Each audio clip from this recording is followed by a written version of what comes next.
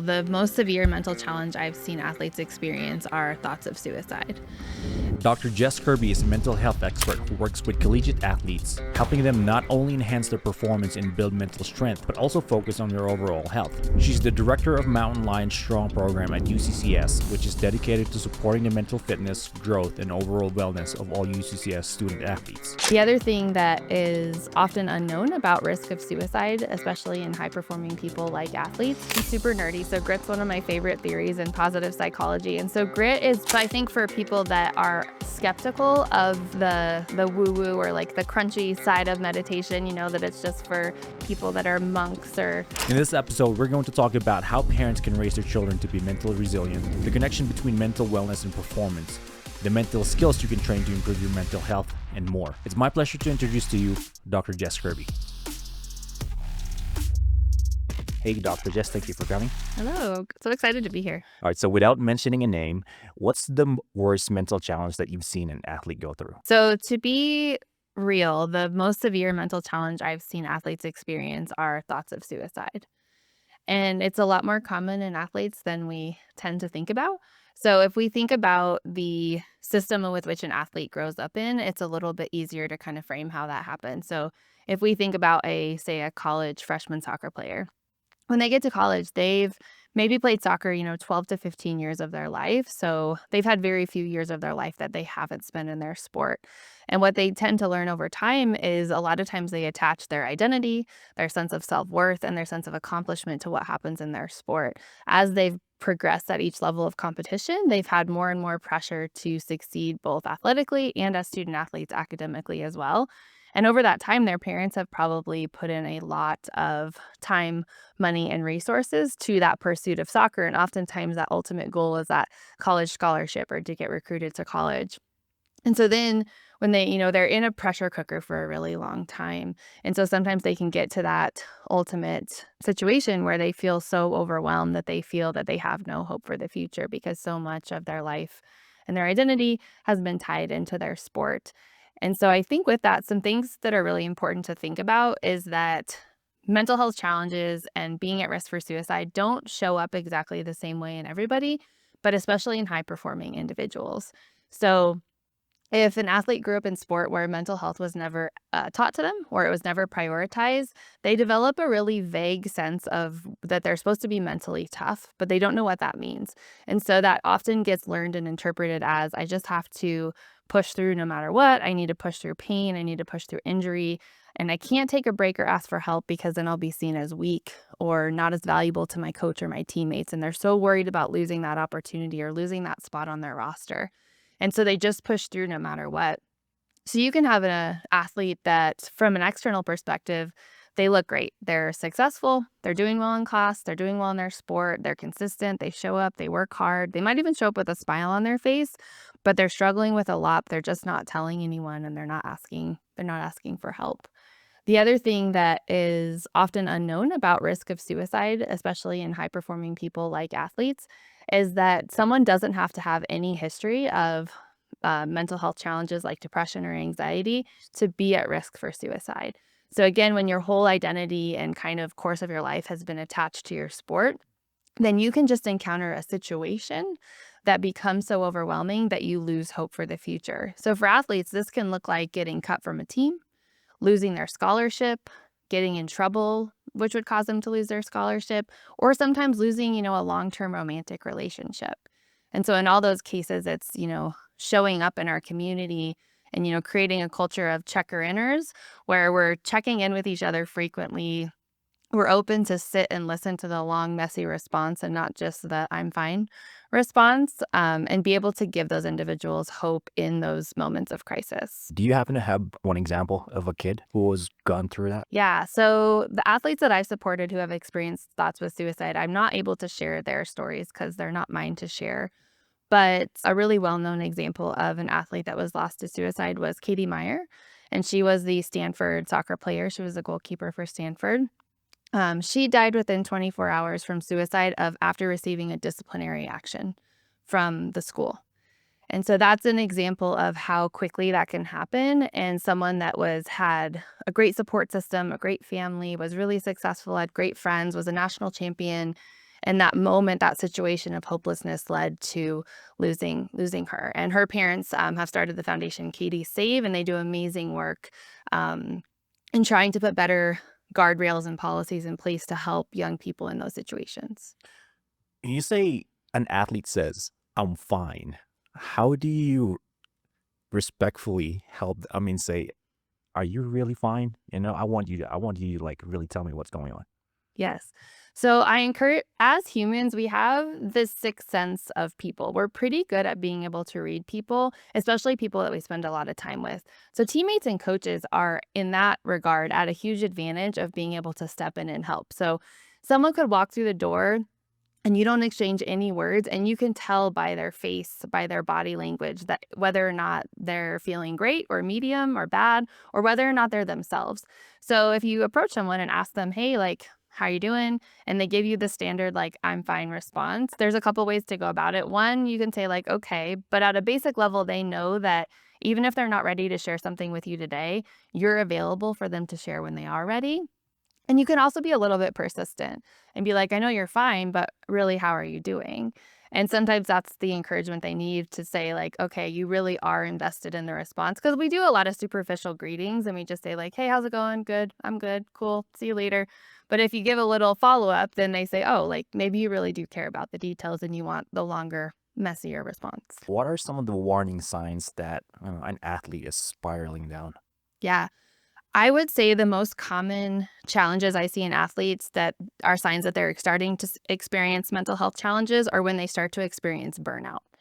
And so the first sign of burnout in someone in any setting is when they start to lose their joy. So let's take like a track athlete, for example. So they've been in track their whole lives. They've lived, loved, and breathed their sport, right? They love running. They love the excitement of meet day, of getting ready, having a crowd, being there all day, being in the sun, being with their friends, eating snacks. They love the whole thing. They love working hard, but they love the whole experience. And then they hit this inflection point where they start to burn out, but they don't know what's happening. So the first thing that happens is they lose their joy. And instead of really looking forward to that experience and feeling fulfillment and working hard in their sport, they start to dread it. And they start to feel a sense of failure no matter how hard they work at it. So they try to force it. So they say, like, I just need to work a little harder, train a little longer, do a little more, and I'll get back to that spot when I loved it and I was performing well. Because the more they start to burn out, the worse they start to perform. And then that cycle of stress, depression, anxiety, pressure, and that feeling of failure, it starts to compound itself. The other thing is burnout can be any combination of physical, mental, and emotional exhaustion. So other things we see in athletes is they are exhausted all the time. So they start not sleeping well because they're stressed and they're worried. But even if they sleep a ton, they never feel like they can recover. So they have kind of a permanent feeling of exhaustion. So they're not recovering well, they're not sleeping well. They might lose their appetite. They might start to have small repetitive injuries or physical symptoms that don't really add up. They're not sick, they're not injured, but they've got headaches, stomach aches, muscle aches, things aren't really adding up. And then we can really start to see swings in their moods. So we can start to see someone have really big mood swings, really high highs, really low lows, start to be really defensive. Athletes that are really burnt out aren't coachable because they have such a strong sense of failure that they become super defensive to any type of feedback. And then when we get further down the road, we can see athletes start to isolate themselves, start to not hang out with teammates anymore. And so we can see those things start to pile up. What's the root cause of that burnout? It's a lack of balance, right? So it's full foot, full gas all the time without proper recovery and balance in life. So it's having a balance of time in your sport and time out of your sport, having adequate recovery for the volume and intensity of training you're doing, and having that mental health training in place where you don't own sport is not the only part of your life.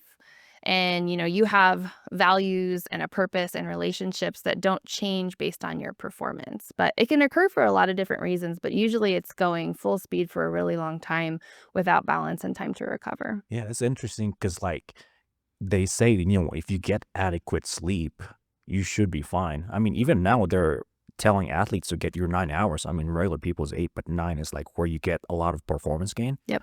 But when they're not getting that, like, there's definitely something wrong. Yeah, and that sleep is such a good example, right? Because it's, so important for mental health, not something we usually connect with it.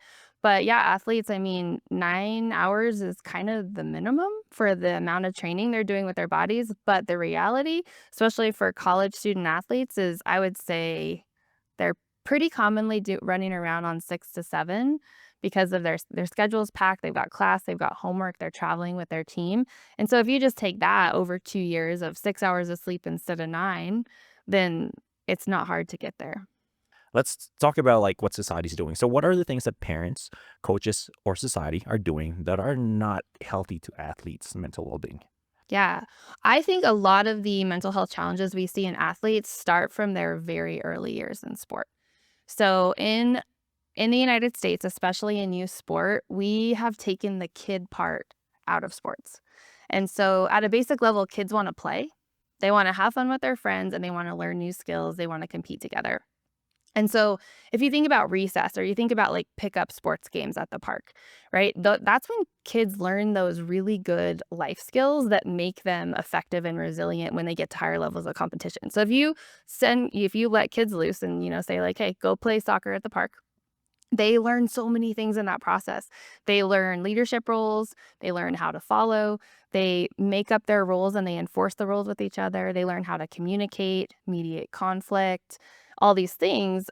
They can make decisions and then they can learn the consequences of the decisions and they become resilient as a peer group. Well, now in youth sports in America, especially at the competitive travel level, we have tried to professionalize youth sport. So, you have to pay to play to start with. You gotta have your family has to have a lot of excess time and money to compete in those, soccer especially. And then it's a highly structured adult managed setting where we're not giving kids the opportunity to learn those skills. And so kids readily adapt the values and the goals of the coaches and parents in those settings. So if they quickly learn that the most important thing about the sport is winning, and it's to win at all cost, cost of time, cost of money, cost of my opponent, then they quickly pick that up, and that is what starts to build that pressure from the very early stages of sport. So if you look at youth sport, oftentimes today you have this like mini adult structure where kids are waiting in line to do a drill to get one rep on the ball. You have kids getting screamed at by coaches and parents for making mistakes in sport, which teaches them a fear of failure and to not put themselves out there to take the risk to learn. We never learn or get better without a whole lot of failure, but if you got screamed at in front of a lot of people, then you're going to pull back, right? So over time, so all those things in combination is just, giving play back to kids, at the early stages of sport and teaching them, healthy perspective on what's important in sport. Like, why am I here? What's most important that I take away from this experience? And the least important one is winning a game. All right, so let's go to the collegiate level. So what's the current problem with the system that's in place? Well, barring your program, because you have a phenomenal program right now. Um, why are kids not getting the support they need? Yeah, so I think if you look at the college level, these larger sports organizations level, if you want to know the values and the priorities of an organization, look at how they spend their money, right? If you prioritize it, you're going to fund it. And currently in college sports, mental health is has very limited, if any, funding at all, right? So if you have no funding behind it, you follow the money, you don't get the resources that you need.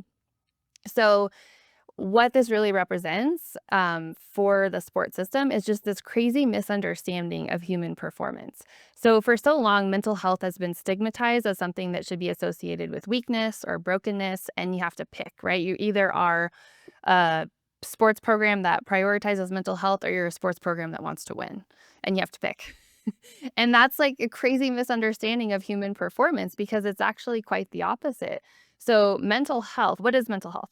Mental health is our capacity for mental strength. So, it's our ability in a healthy way to think, to process our emotions, to make decisions, to communicate, and to maintain relationships.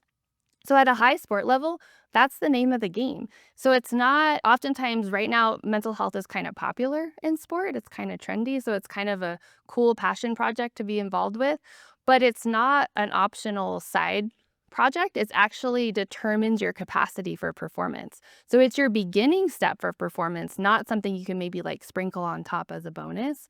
And so if you look at it's March Madness, right?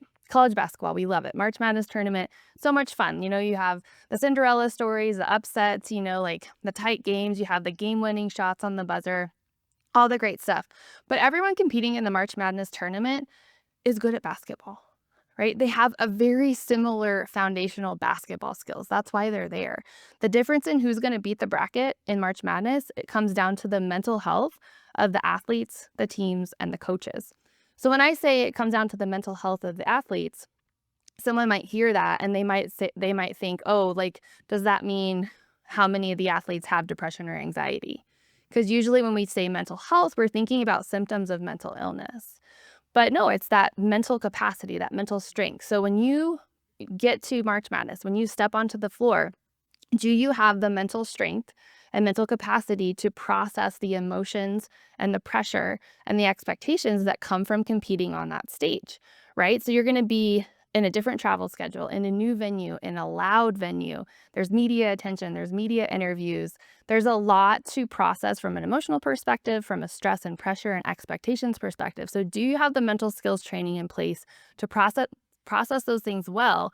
And then the mental strength comes in when you can let that go, put it away, and then just play basketball together. The joke on Reddit is someone says, I need to step back for my mental health.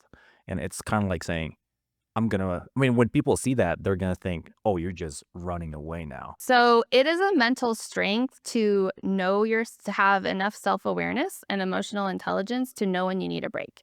Certainly people can use it as like a default escape. And you can certainly take a day off and then not actually address the root cause of the challenges you're experiencing. But I think in general, it takes far more mental strength to say, I'm dysregulated. I need a break. And if we do really take a break and fix what's at the root of that challenge, then we're going to be a great role model in our space. And it's something that we need to normalize, as it not, it being a mental strength, not a weakness. What about you? Let's talk about yourself. Why did you go into this field? Yeah, I would say, as I think most people, you take the winding road. So it wasn't like the main goal when I started out. I actually started out wanting to be a medical doctor, a physician. So I just became a different kind of doctor. So I've always been really passionate about helping people feel better in their lives. And so the very winding road eventually got me to that PhD in social psychology of sport, which was just this beautiful intersection of helping people feel their best, at those peak performance settings, but also giving them the skills because that's just the sandbox where we start, right? It's like, okay, let's work on your mental skills to help you accomplish your goals, have a great season. But those are like superpowers for life. Like these skills, if we can implement them when we're under high pressure situations, it's going to help us have such a better quality of life, better relationships, and just be more successful throughout the whole life. So I think it started with a passion rooted in medicine of wanting to help people feel better. And then as I learned that, medicine is a more reactive system that treats sick people. And so that wasn't really in line with my core values. So then it was over time finding this space of, education and empowerment and prevention to give people hopefully the tools before they're sick or before they're in crisis to feel good and be successful. Can you paint a picture of an athlete who is mentally healthy? Absolutely. So, a mentally healthy, mentally strong athlete is going to be very confident. They have a very healthy perspective of what's in their control and what's out of their control, which is so important because most of the factors in sport are out of your control. They're very clear on their core values and what really is their foundation of confidence in themselves.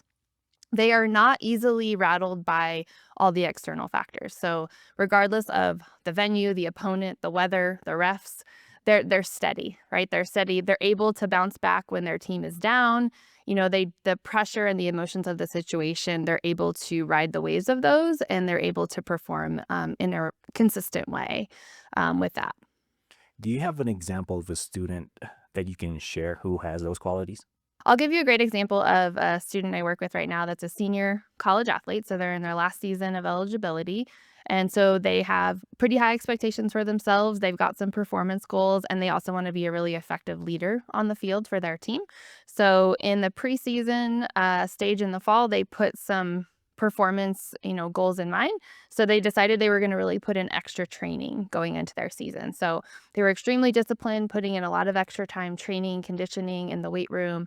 But they were very consistent and very disciplined, but they weren't getting the results difference that they were hoping for with this plan.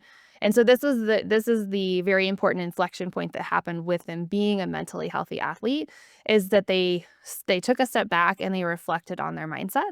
And so they decided two things. So this is a baseball player.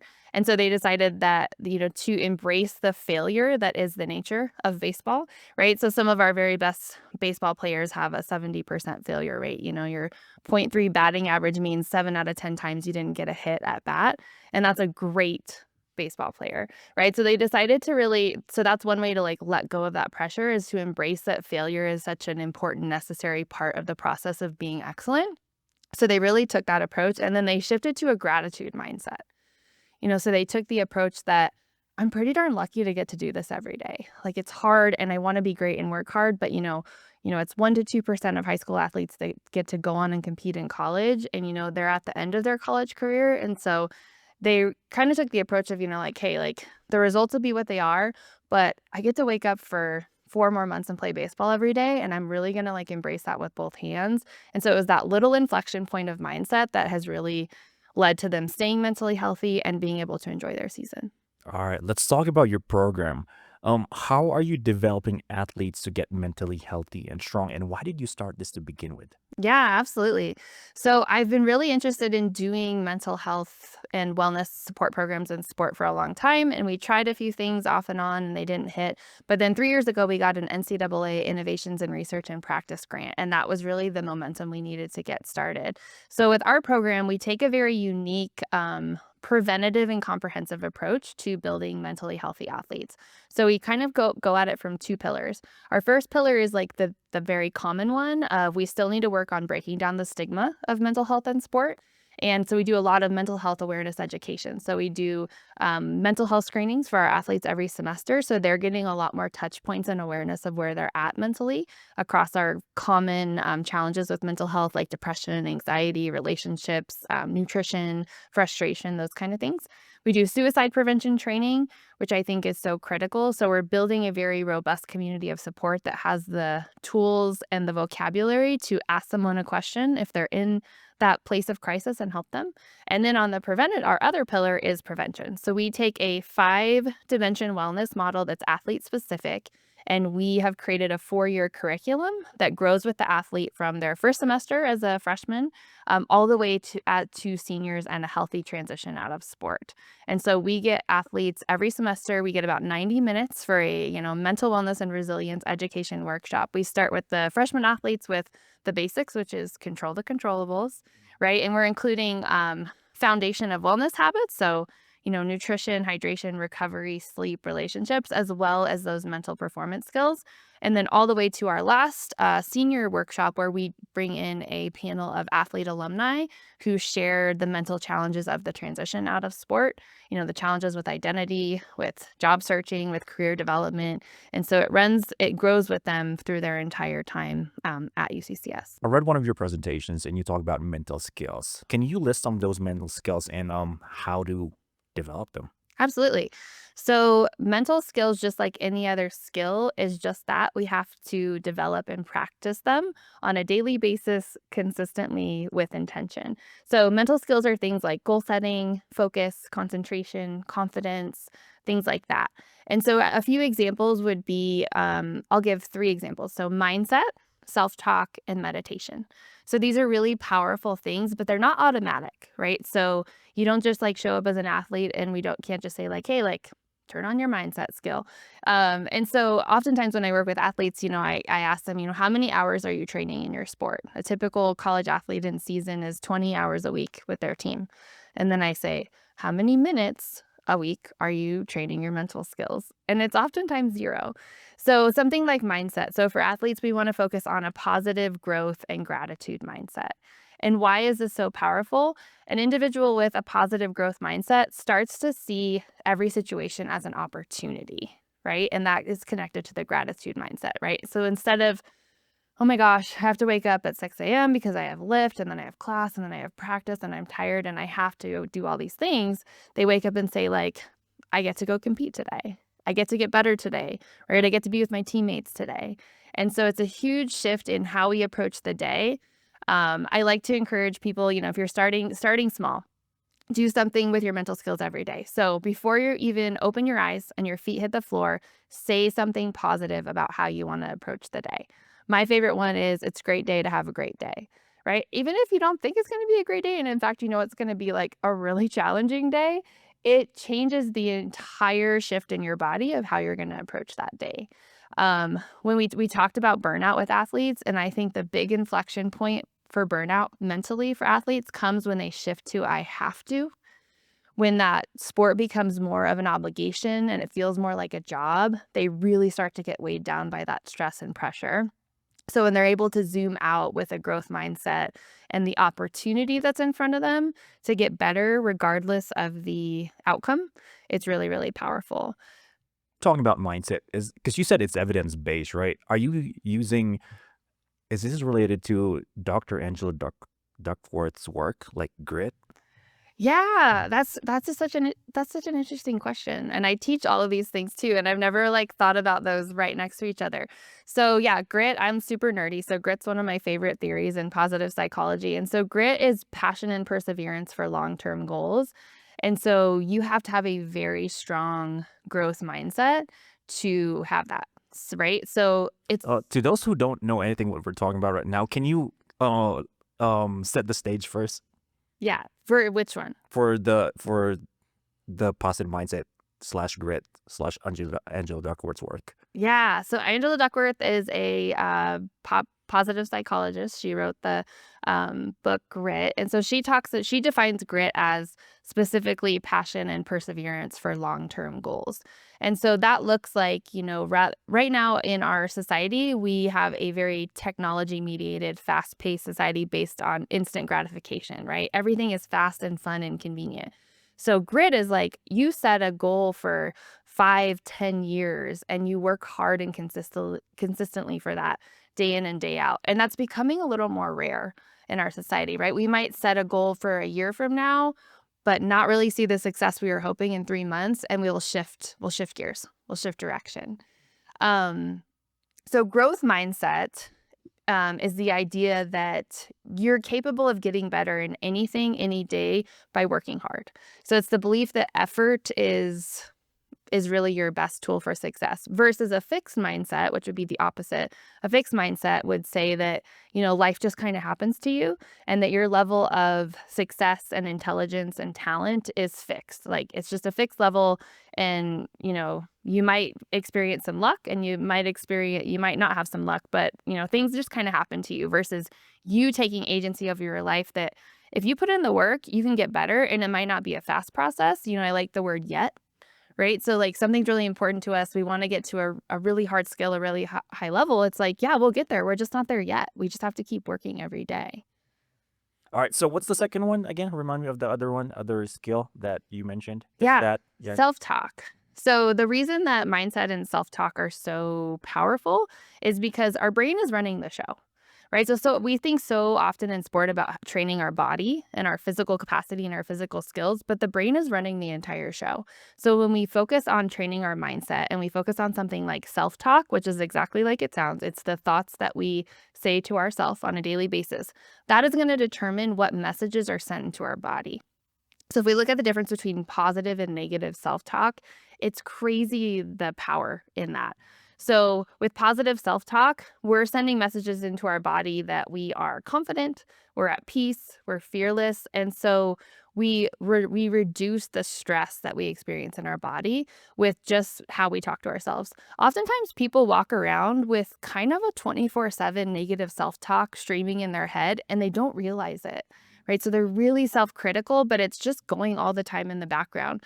When we have very consistent negative self-talk going on in our minds, that is continually sending a lot of negative messages into our body, essentially really ramping up that stress response, which leads to, increased heart rate, increased breathing rate, increased inflammation. We don't sleep as well. So just like starting that process of self-awareness to recognize the thoughts, how we speak to ourselves, how we approach the day, shifts the entire physiological response in our body. One of my favorite recent studies, and you'll love this one as we love CrossFit, was with people doing Olympic lifting. And so they took two groups in the research study. One did positive self-talk, and the other group just did regular old training, right? And they measured them doing Olympic lifting training sessions. The group that did positive self-talk had 30% more effort. They were able to produce 30% more effort in the training sessions, meaning they could do 30% more reps at higher loads than the group that just trained regular. That's an enormous difference, right? If you look at 30% more reps at higher loads over a year of training, just from something so low risk, free, not scary, like just positive self-talk, like that's a pretty big game changer for performance. Yeah, there's actually a paper that I read. I didn't read the whole paper, but the title was "You Can Talk Yourself into Performance." So when you said it, I was like, "Oh, that's actually pretty cool." Yeah. Meditation. Oh, yes. If I had to pick one that you're gonna get the very most, powerful impact from, it would be meditation. Meditation is gonna combine mental skills too, so that's why it's so cool. So typically with a typical meditation, whether it's focusing on confidence or gratitude, it's gonna involve deep breathing exercises. So you're gonna slow down and practice that really good, healthy, deep breathing, and it gets you better at regulating your nervous system. And so the big factor here is you start to have reduced stress reactivity. So what that means is when you're presented with a stress or a challenge or adversity, you respond less to it. So your stress response turns on less and you're able to manage the stress much easier through meditation. Again, it's something that you need to do on a daily basis to really get the benefit from. Like, an athlete will be feeling really anxious and they're like, "Oh, like I did a game day meditation and it really helped." But then they don't do it the rest of the days when they're training, so they can't as easily translate that to those really high pressure times like the championship game or things like that. So over time, you are decreasing your stress reactivity, and the benefits of meditation are wild, and they're so much more powerful than any medication you could ever take. It improves your heart health. It improves your digestive system. You sleep better. You have better mood. You have better confidence. You can concentrate. Performance is better, better quality of life, better relationships. Like, if you could bottle that and, sell it, like people would pay so much money. And it's a simple, low risk, free thing you can do 5 minutes a day and, exponential improvements in quality of life and performance. So I gotta admit, like when I used to hate meditate. I mean, even the word meditation was weird to me because it was like this woo woo thing. Because when you listen to some of those guided meditations back in 2015, or like look at your chakra or something, like it's like, what are you talking Yeah. about? So for someone who's still thinking that, it's 2025, what's an advice that you can tell them so that they can, start doing meditation? Yeah, absolutely. So I like to do things like talk about how the brain works, right? And so I think for people that are skeptical of the woo woo or like the crunchy side of meditation, that it's just for, you know, people that are monks or hippies is, kind of the stereotype of it, is really helping people understand how the brain works and understanding that, with changing the narrative on mental health, we have tools to build mental strength and capacity, just like, why do you do bench press? Why do you do squats? Why do you run miles when it's super not fun, right? You're building that capacity. You understand that those tools have a direct correlation on your future performance, and meditation is the same way. You are training your brain to get better automatic control over your nervous system, right? Versus your nervous system hijacking you when those moments of pressure come. How do we get started with this? Do you like recommend an app, someone that you can follow? Yeah. So at a basic level, I get this question a lot. What should I do? When should I do it during the day? How long? All those things. Because people want an exact prescription. How do I fit it into my day? So the first rule is Do what you can be consistent with, because that's the most important. Pick something that feels, not too weird for you that you can start with every day. I love for it to be in the morning because if you start your day with those mental skills, the way you approach the entire day is great. But some people really struggle to wind down and process stress at the end of the day. So it can be great for the end of the day too, whatever works for you. I recommend starting with like 15 minutes. I love combining journaling and meditation. So the journaling is the place where you can work on your mindset and your goals. You can process complex emotions and struggles that you're having in a place that has no judgment. I love the idea of, leaving it in the notebook and revisiting it tomorrow. So you can process your emotions, set, what's my mindset today? What am I confident in today? What do I commit to today? What is going to make today feel successful? Right? And then followed up with that 5 to 10 minutes of meditation. I promise anybody, no matter who you are, what your goals are, what your background is, if you do that, right, 10 minutes every morning for 30 days, you will feel like a different human being and you will approach your day, your goals, your performance, and your relationships in a very different way. Um, how about yeah, because you said that, it's you trying to be preventative. How about we go all the way back to like a young age? What can parents do to develop their kids' mental capacity? Yeah, this is huge. So, if we want to support the mental health of our kids and build resilient, mentally strong kids who are going to thrive in life, no matter what they decide to do with their lives, it really starts at a place of unconditional love, regardless of their outcomes or performances. And then how do we respond to kids when they succeed? And how do we respond to kids when they fail?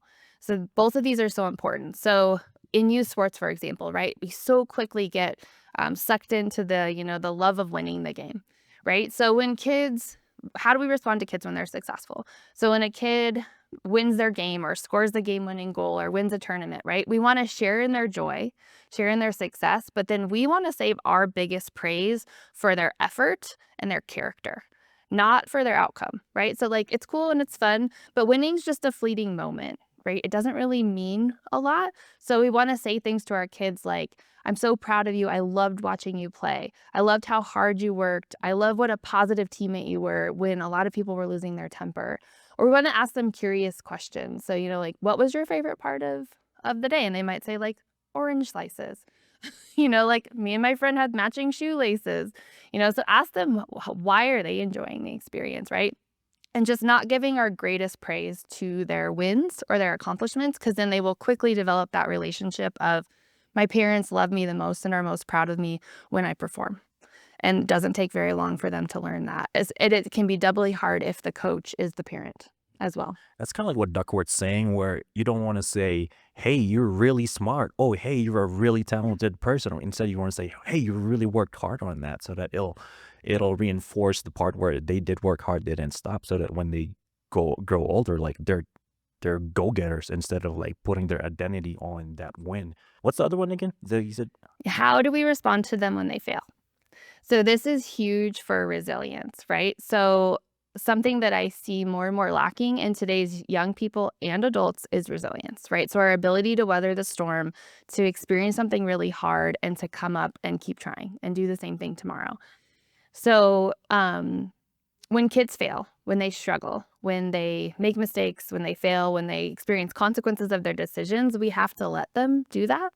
We need to not try to fix it or to rescue them from the situation. So, for example, let's say you have a kid that gets benched in a game.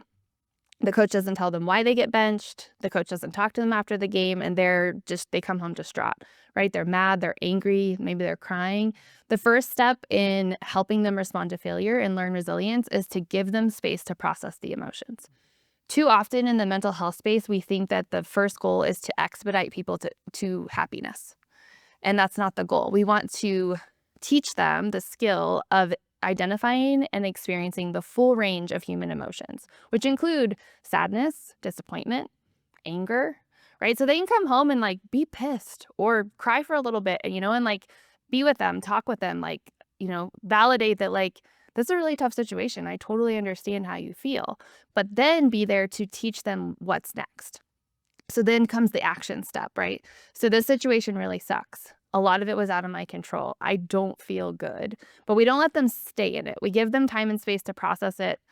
have those feelings, and then we help them develop the action step of what's next, right? So maybe it's going and communicating with the coach, advocating for themselves, asking what they need to work on, working a little harder in practice, but not giving up and not fixing it for them is super important. There's this guy, Mr. Beast. You're probably familiar with him. Yeah. Kids love him. Yeah. Uh, My daughters love him. so there's this one interview where he said that if I prioritized my mental health, I wouldn't have been successful as I am today. What's your take on that? A lot of colorful words. I this it crushes me. I could talk for hours about this, but it just makes me want to scream from the rooftops. Um, in the one hand, it's not surprising because it's so reflective of us as a society and what we value. We value productivity, wealth, success, fame, income, right? And it's the same in sports as it is in career. We value those things. But again, we don't understand like human performance, and we really cut ourselves short with that, right? So it's really heartbreaking to hear someone who has that much influence with young people say that, because young people will believe that. Like, okay, if I want to be cool and fancy and have a million followers and a cool TV show and like Mr. Beast, then mental health is not the way to go. But again, like, do you even understand what that means, right? It's not either or. It doesn't mean you have to pick success or mental health, right? It's your mental capacity. And sure, he is really successful, right? And maybe he did get there by not prioritizing his health and well-being, but at some point you're racing towards a crash, right? You can only keep going on E for so long. And when you end up having to take the break, it won't be by choice. And so there's that. And then you think about longevity. So the things we talked about with performance, like mental health determines your capacity for performance and success, especially in the long term. So yeah, like you can succeed with, 3 to 4 hours of sleep, skipping meals, running on caffeine and energy drinks and what have you.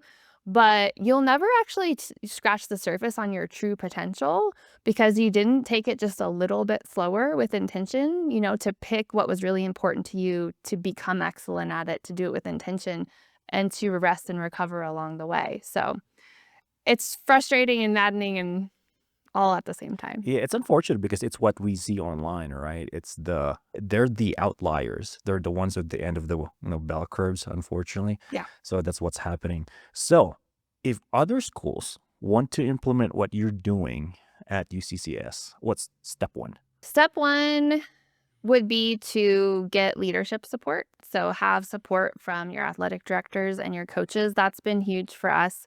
Is I never had to go sell our program from coach to coach. It was really brought in by the athletic department as a whole, saying, this is something that really matches our values of our program. And then if I had to choose one thing that schools could do, it would be, try to get creative and find ways to bring education and resources out to your athlete population versus having something in athletics that they can come get, because they won't come very often. They're busy and they feel fine enough, right? And there's stigma. And so they might necessarily, for example, if you have a full-time sports-specific mental health counselor in your athletics department, they might not ever come, right? Versus like, how can you get out to the student athlete population on a regular basis, which takes innovation, because you probably won't have a huge budget for it. But that way you can start to build the culture over time. Have you gotten any pushbacks to the program? A little bit, but not a lot. And I'm really grateful for that because I don't think that's the norm everywhere. So with the full support of the athletic director, that really helped a lot. And over time, as we've then hired more coaches, it's been recognized that this is just something we do. It's a normal part of our culture. But there has been a little bit of pushback sometimes in different ways. You know, we have 12 teams, and so we do things together with like all our freshman athletes, all our sophomore athletes. So scheduling is really difficult. So sometimes one of our workshops, for example, might be during like a team lift or something. So there might be a little pushback, but I just try to re-emphasize the importance, like just 90 minutes out of the semester, even if they do miss a lift, it will really help them in the long term. But overall, the response has been really positive. If a school tries to do it and there are pushbacks like that, what would you tell them? I would really start from that place of basic education for coaches and for leadership of what is performance and what drives performance, and that mental health is the first stop for performance, and that it's actually going to be the greatest investment they can put into their programs for long-term success, and it's not going to take away from what they're doing. Dr. Jess, where can we find you online? Yeah, I'm on Instagram and LinkedIn, Dr. Jess Kirby, and drjesskirby.com. Awesome. Thank you for coming. Yeah, thank you.